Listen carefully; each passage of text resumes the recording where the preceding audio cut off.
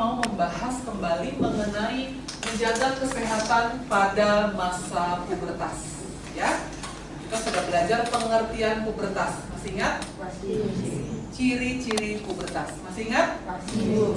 Ya, kita akan belajar mengenai bagaimana cara menjaga kesehatan pada masa pubertas.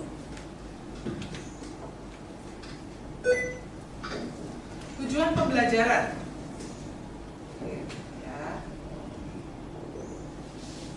Yang pertama, murid dapat memahami cara menjaga kesehatan organ reproduksi pada masa pubertas. Tujuan yang kedua, murid dapat menghayati pentingnya pola makan bergizi seimbang pada masa pubertas. Dan yang ketiga, murid dapat menerapkan upaya-upaya atau cara-cara gitu ya untuk menjaga kesehatan pada masa pubertas. Jadi ada 3 tujuan belajar kita pada pagi hari ini. Nah, sebelum masuk ke dalam materi, kita mau mengingat kembali. Yang pertama, apa itu pubertas? Pengertiannya apa? Definisinya apa? Jawab dengan kalimatmu sendiri. Siapa yang bisa angkat tangan kanan? Apa sih pubertas itu? Ya, Christopher. Masa peralihan dari anak-anak remaja. Yang kencang diulang, yang kencang. Masa peralihan dari anak-anak remaja. Masa peralihan dari anak-anak ke remaja. Boleh, bagus. Ada lagi yang ingin menambahkan? Angkat tangan kanan. Yang perempuan mungkin mana? Kresan, malah kresan. Kresan, yuk kresan. Pubertas apa sih kresan?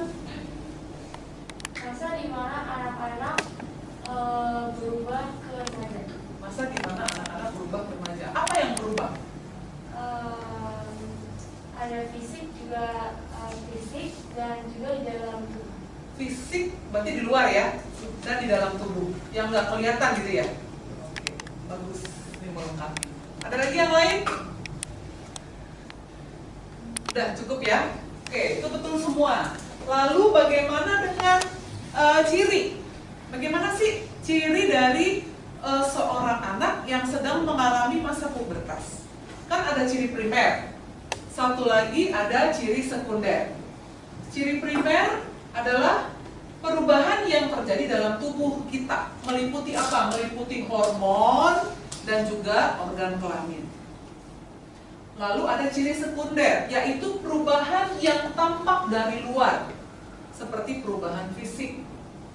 Coba, siapa yang bisa berikan contoh dari perubahan atau ciri primer yang dialami oleh seorang anak yang sedang pubertas? Primer dulu, angkat tangan kanan. Primer. L. Jadi ciri primer yang dialami dengan laki-laki itu biasanya itu mulai memproduksi sperma. Kalau perempuan itu mulai mengalami Menstruasi. Oke, betul. Tepuk tangan buat El. Oke, bagus. Berarti anak-anak udah masih ingat nih, menguasai betul. Ya. Usia remaja adalah masa transisi, peralihan, ya, yang ditandai dengan berbagai perubahan. Yang tadi disebutkan perubahan psikis. Nah, ada lagi selain itu perubahan emosi, ya. Dan setiap anak punya ciri khas yang unik. Jadi kamu gak boleh nyamain diri kamu dengan orang lain. Karena tiap anak berbeda, unik, termasuk perubahannya. Penting bagi remaja untuk mendapatkan informasi yang tepat tentang kesehatan reproduksi, ya, dan berbagai faktor yang berpengaruh terhadap kesehatan reproduksi. Nah, penting nak, kamu dapat info yang benar, karena di luar sana banyak informasi yang nggak benar, yang tidak bisa dipertanggungjawabkan secara ilmiah. Kadang-kadang tuh remaja suka percaya aja, diserap gitu, kemudian dilakukan. Padahal belum tentu benar, siapa tahu cuma mitos. Nah, hari ini kita akan belajar juga bagian itu. Oke, anak-anak, di sini ada satu artikel berita tentang kesehatan remaja. Ini judul beritanya. Saya bantu bacakan ya. Ahli endokrinologi anak bernama Dr. Frida Susanti mengungkapkan, eating disorder atau gangguan makan bisa mengganggu siklus menstruasi dan berdampak buruk bagi kesehatan remaja putri. Gangguan makan yang dimaksud dikenal dengan nama ilmiah anoreksia nervosa dan biasanya dialami remaja karena ketakutan memiliki kelebihan berat badan. Pernahkah kamu mendengar anoreksia? Belum. Hari ini dengar ya. Hari ini dengar anoreksia.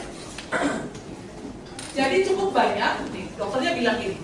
Jadi cukup banyak pasien itu mengalami eating disorder atau anoreksia dan akhirnya mengganggu menstruasinya.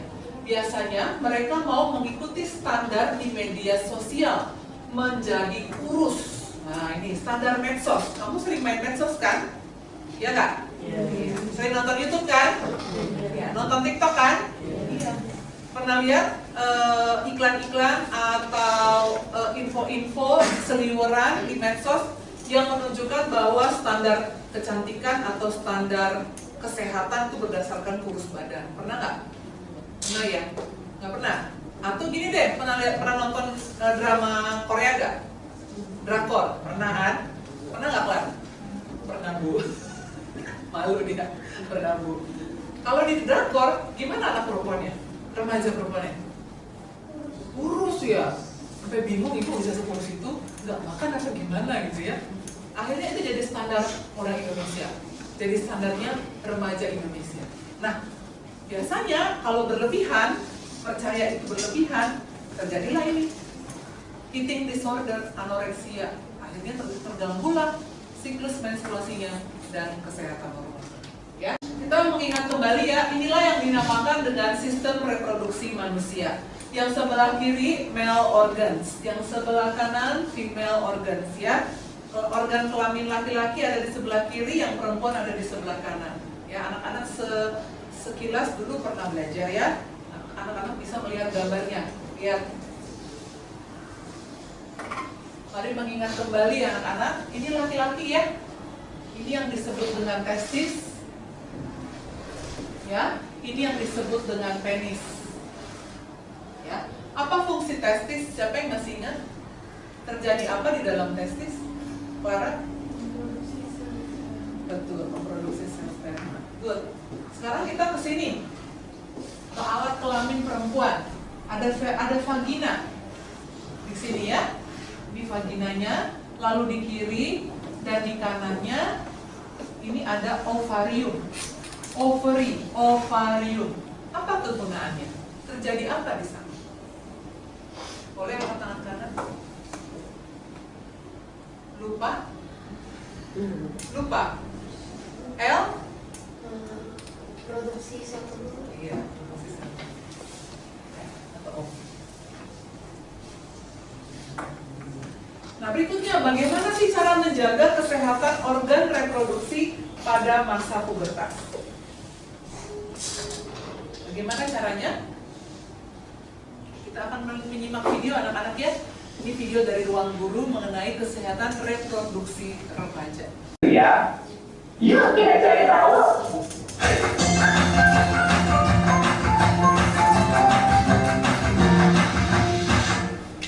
Halo guys, aku Vicky dan kamu? Kalau aku sih kayaknya nggak perlu kenalin kak, soalnya mereka semua udah tahu siapa aku, iya kan guys? Ih, pede banget, kamu tuh artis. Bukan kak, tapi ada deh kak, cara kita mau ngapain sih? Jadi gini Grace, kan dari tadi kita udah bilangin untuk harus menjaga kesehatan reproduksi. Kenapa? Karena saat ini gak sedikit masalah kesehatan reproduksi itu timbul karena ketidakpedulian seseorang untuk menjaga kesehatan tubuhnya. Wah betul banget tuh kak Vicky, apalagi mungkin banyak di antara kita para remaja yang belum memiliki cukup pengetahuan tentang bagaimana sih cara menjaga kesehatan reproduksi. Jadi ada hal-hal yang belum diketahui, seperti apa aja ya yang harus dilakukan untuk menjaga kesehatan reproduksi. Nah, untuk itu kita di sini Grace untuk memberikan tips-tips menjaga kesehatan reproduksi kepada teman-teman nih, supaya kesehatan reproduksinya selalu terjaga. Oke deh, kalau gitu aku duluan ya yang mulai kasih tipsnya. Oke. Ngomongin tentang menjaga kesehatan reproduksi, rasanya nggak afdol ya kalau kita nggak mulai dari membersihkannya. Oleh karena itu, tips pertama yang akan aku kasih adalah tentang mencuci alat kelamin. Nah, saat buang air kecil, jangan lupa untuk basuh vagina dari depan ke belakang menggunakan air bersih, supaya terhindar dari sisa air seni, kotoran, dan juga bakteri. Setelah itu, jangan lupa ya dikeringkan menggunakan handuk. Oke, mari kita review apa saja tadi tips untuk menjaga kesehatan organ reproduksi anak perempuan. Yang pertama, tadi bagaimana dengan cara membersihkan alat kelamin? Tadi anak perempuan. Bagaimana tadi sarannya? Tipsnya bagaimana? Clara? Saat buang air kecil, bersihkan vagina dari depan ke belakang. Dari depan ke belakang, bukan dari belakang ke depan ya, dari depan ke belakang. Tujuannya supaya gimana, Clara? Bakteri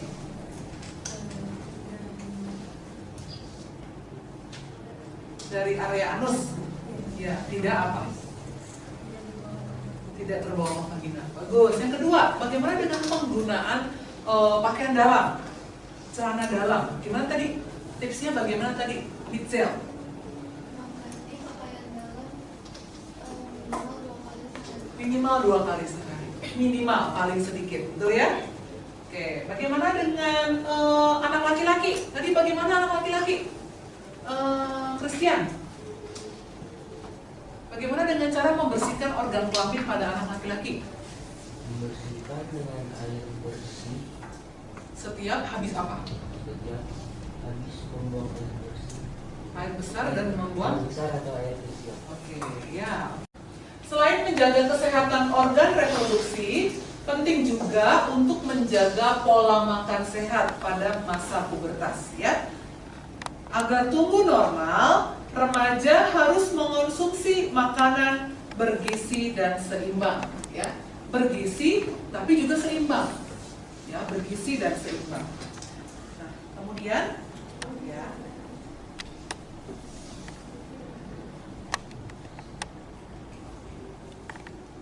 Oke, kita ke sini. Pedoman tentang gizi seimbang. Nah, ini ada piramida gitu ya, ada apa? Pengaturan tentang gizi seimbang. Anak-anak perhatikan. Yang paling bawah ini mengenai olahraga teratur ya. Kemudian yang sebelah sini ini tentang memantau berat badan, menjaga kebersihan. Kemudian berikutnya adalah ini mengenai pentingnya minum air 2 liter atau 8 gelas setiap hari. Ya. Kemudian ini makanan pokok. Makanan pokok berarti makanan yang banyak mengandung karbohidrat. Contohnya nasi, apalagi? Kentang, apalagi? Roti, apalagi? Jagung, apalagi? Ubi, bagus, apalagi? Singkong, bagus, apalagi? Hah? Apa nak? Mie, bener mie. Bener mie. Mie dibuat dari apa? Tepung. Tepungnya dari mana? Singkong. Ya, gandum bisa nggak? Bisa juga ya. Itu makanan pokok. Makanan pokok 3 sampai 8 porsi. Ya biasanya kita 3 porsi ya. Pagi, siang, malam gitu ya. Atau pagi, siang, sore? Pagi, siang, malam. Ada yang pagi, siang, sore, malam? Ada, Matthew. Oke, nggak apa-apa. Kemudian ada sayuran. Ini perhatikan ya. Lihat ya, ini sayuran 3 sampai 5 porsi. Sayuran tidak berdiri sendiri, ditemani oleh buah. Buah berapa kali? 2 sampai 3 porsi. Sayuran yang bisa dikonsumsi apa aja? Banyak. Kangkung, apalagi? Wortel, apalagi? Bayam, apalagi? Kangkung. Sop, apalagi? Apa nak? Kangkung udah, apalagi? Sawi, bener, sawi, sawi enak tuh. Apalagi? Terong, wah El suka terong. Terong balado. Apalagi? Brokoli, wah itu enak tuh. Brokoli, apalagi? Apa nak? Bayam udah, apalagi? Daun ubi enak ya? Oh, di santan ya. Apalagi? Labu siam, bagus. Wortel, iya. Ini disebut-sebut begini dimakan nggak? Makan. Benar. Kadang doang. Ini makan buah. Yang lain makan nggak? Makan. Beneran? Makan nggak, Pin? Enggak, bro. Oke, berikutnya ini sayuran tidak sendirian ya. Ditemani juga, dilengkapi juga oleh buah. Buah juga penting nggak? Jangan kamu anggap buah itu cuma cuci mulut, Bu. Biar nggak bau. Enggak. Penting. Nah, lihat aja nih di sini. 2 sampai 3 porsi. Buah apa yang bisa dikonsumsi? Ada jeruk, apel, mangga, pisang, apa lagi? Anggur, ada lagi? Melon, buah naga enak ya, nanas, apa lagi? Semangka, betul. Apa lagi? Pisang udah, apa namanya? Jambu, iya jambu enak ya.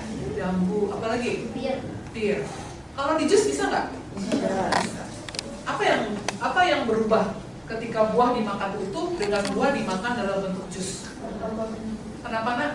Kenceng. Ada tambahannya apa? Ada gula, susu manis. Waduh, terus esnya tinggi ini, buahnya satu gitu ya. Mana lebih sehat? Makan utuh apa di jus? Utuh jelas. Tadi Christopher bener, ada tambahannya Bu, udah nggak alami. Bener banget. Lalu ada lagi yang penting yaitu mengenai protein. Anak-anak di sini ada 2 jenis protein yang dibahas, yaitu protein nabati, satu lagi adalah protein hewani. Jadi anak-anak dua-duanya harus dikonsumsi, dua-duanya penting. Ya. Nah, protein nabati berarti yang sumbernya dari tanaman, apa aja tuh? Tahu, tempe. Oke, temannya tahu tempe. Apa lagi? Kacang. Apa lagi? Tahu, tempe, kacang. Apa lagi? Apa nak? Oke. Yang berupa protein hewani apa aja? Susu, ikan. Apa lagi? Hah? Apa nak? Ayam apa? Daging ayam. Telur apa nak? Telur ayam. Apa lagi? Telur bebek bisa nggak? Bisa. Telur bebek. Apa lagi? Yang mengandung protein hewani tinggi. Bagaimana dengan ikan-ikanan? Seafood-seafoodan bisa nggak? Bisa. Contohnya apa? Udang. Apa lagi? Cumi, kepiting ya. Tapi hati-hati. Kalau kebanyakan kolesterolnya juga tinggi, gitu ya. Nah, anak-anak perhatikan ya. Kenapa berdampingan? Berarti dua-duanya perlu dikonsumsi. Dua-duanya dibutuhkan oleh tubuh. Nah, kadang-kadang kita begini. Aku tidak suka daging, tidak suka ikan, tidak suka seafood. Jadi aku hanya mau makan tahu dan tempe. Itu terus seumur hidup. Menurutmu balance nggak? Enggak. Tak seimbang. Sama ketika aku nggak suka sayur, bau. Aku hanya mau makan buah. Buahnya pun hanya pisang. Itu terus seumur hidup. Menurutmu seimbang nggak? Enggak. Pasti kurang sehat.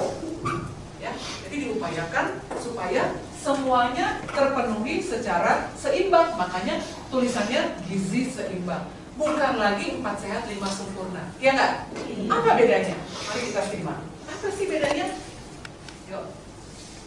Zaman dulu tuh terkenal dengan 4 sehat 5 sempurna. Sekarang ahli gizi bilang, oh itu tidak relevan. Sekarang yang pas itu adalah gizi seimbang. Apa bedanya? Mari kita simak. Coba kamu perhatiin deh, yang ini pedoman gizi seimbang, dan yang ini konsep 4 sehat 5 sempurna. Kita akan melakukan diskusi kelompok, ya. Kita akan melakukan diskusi kelompok.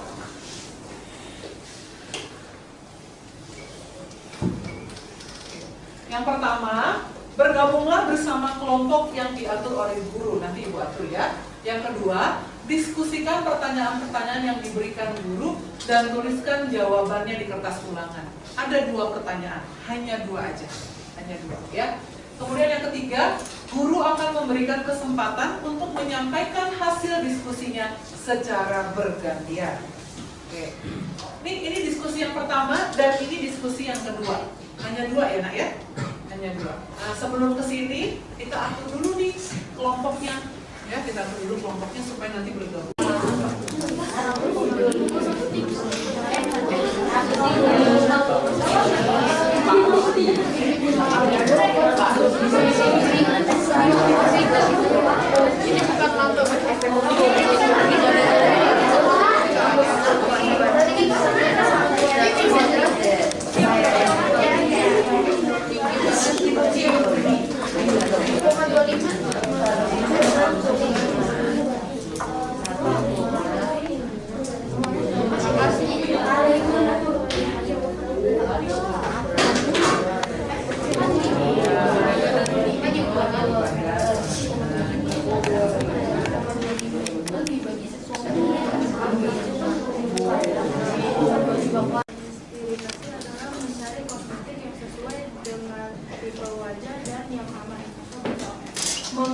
beli dengan yang sesuai dengan tipe wajah. Tipe wajah maksudnya jenis kulit masing-masing gitu ya. Betul juga. Oke, tepuk tangan untuk kelompok kami. Oke, anak-anak, jadi kesimpulannya yang pertama, kenapa komposisinya ringan? Karena kondisi kulit remaja berbeda dengan anak-anak, berbeda juga dengan orang dewasa. Nah, sehingga disarankan kalau untuk remaja atau pra-remaja atau yang sedang dalam masa pubertas, gunakanlah kosmetik yang ringan. Di bacaan udah ada, contohnya apa? Pencuci muka, jangan pakai sabun mandi biasa, pencuci muka. Kemudian pakai pelembab moisturizer, supaya apa? Supaya nggak kering. Kemudian yang berikutnya adalah menggunakan sunscreen. Kenapa sih kita harus pakai sunscreen? Kamu tahu kan matahari lagi panas-panasnya ya, betul ya? Nah, harus dilindungi itu kulit wajahnya, tangannya, ya, bagian tubuh lainnya yang terbuka dengan menggunakan sunscreen. Nah, ketika produk ini dikategorikan sebagai produk ringan yang bisa diterima oleh kulit remaja, sehingga tidak menutupi pori-pori dan tidak menimbulkan jerawat atau iritasi yang lainnya. Ya, anak remaja seusia kalian butuh nggak alas bedak? Apa namanya tuh? Selain alas bedak, eye cream gitu, butuh nggak? Butuh nggak? Butuh. Retinol gitu, butuh nggak? Yang krim pengelupas kulit, butuh nggak? Butuh nggak? Butuh nggak, nak? Enggak ya? Itu untuk mamaku katanya. Ya, kita nggak butuh. Maaf, anak-anak belum butuh. Nanti pada usianya butuh. Sekarang kesimpulan, conclusion. Yang pertama, apakah selama ini kamu sudah menerapkan atau melakukan makna firman Tuhan hari ini? Yang kedua, apa kesimpulan dari materi pelajaran hari ini? Apa sih kesimpulannya? Dua ya? Dua, ada dua. Siapa yang mau share, mau jawab? Angkat tangan tanpa ibu suruh. Silakan Clara. Yang pertama dulu, silakan. Bagaimana selama ini, Clara? Yang kencang biar teman-teman dengar. Saya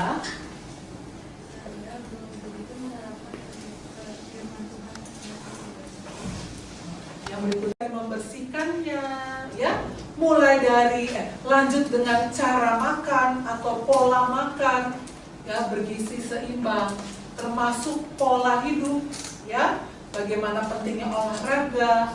Lalu berikutnya, bagaimana pentingnya menjaga berat badan kita, supaya apa? Supaya tidak mengganggu dari siklus hormon, ya, dan tidak mengganggu pertumbuhan reproduksi kita juga. Gitu. Jadi itu perlu dilakukan. Kemudian dari firman Tuhan kita belajar apa? Kesimpulannya bahwa kita harus menggunakan tubuh pemberian Tuhan. Tubuh bait Roh Kudus ini untuk kemuliaan namanya, ya. Bukan untuk sesuka-suka hati kita, tapi untuk kemuliaan namanya. Mulai hari ini kita sama-sama belajar, anak-anak belajar untuk menggunakan tubuh pemberian Tuhan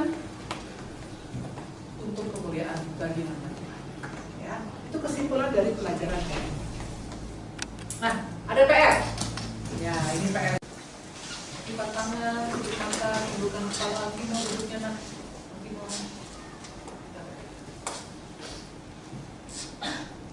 Tuhan Yesus, terima kasih hari ini kami belajar mengenai cara menjaga kesehatan organ reproduksi sebagai pemberian Tuhan kepada kami masing-masing.